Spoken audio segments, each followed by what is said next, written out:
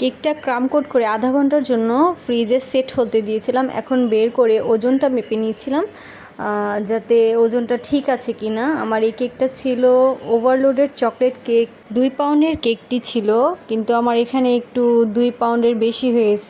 যাই হোক, কেকটার decoration video আমার পেজে দিয়েছিলাম আগেও একবার, তো আবারও একবার ডেকোরেশন ভিডিও দিলাম।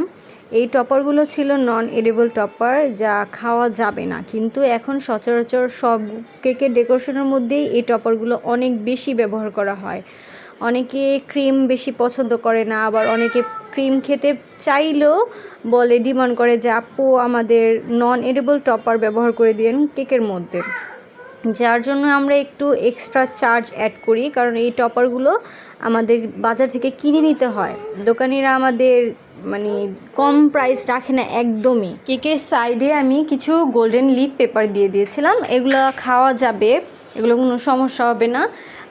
আপনারা হয়তো বা খেয়াল করেছেন, আমার কেকটা পুরোপুরি হোয়াইট ছিল না, আমার কেকটা ছিল একটু অফ হোয়াইটের মধ্যে।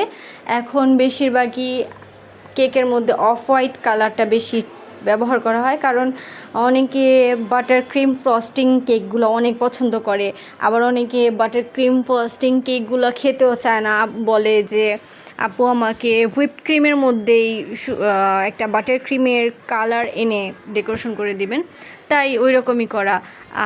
আর আমরা যে হ্যাপি বার্থডে টপারটা ব্যবহার করেছি, তার মাঝে আমরা কিছু চিকন তারের মতো একটা হুক ব্যবহার করেছি। যে কেকগুলোর মধ্যে আমরা এইরকম হুক ব্যবহার করে থাকি, সব কেকের মধ্যে ব্যবহার করা লাগে না, কিন্তু কিছু কেকের মধ্যে এই হুকগুলো ব্যবহার করতে হয়। তখন আমরা কাস্টমারকে আগেই জানিয়ে দিই যে আমাদের কেকের মধ্যে ওই টপারগুলোর মধ্যে আমরা হুক ব্যবহার করেছি, আপনারা কেক কাটার আগে টপারগুলো রিমুভ করে তারপর কেকটা কেটে নিন। যখন কেকের ওপর নাম সেট করার সময় আসলো, তখন আমি চকলেটগুলো শুধু বোর্ডের ওপর দেওয়ার চেষ্টা করেছি, তখন দেখি কেকের বোর্ডের থেকে চকলেট বারবার সরে যায়, একসাথে মিশে যায়, তাই বোর্ডের মধ্যে কিছু ক্রিম দিয়ে চকলেটগুলো বসিয়ে নিলাম।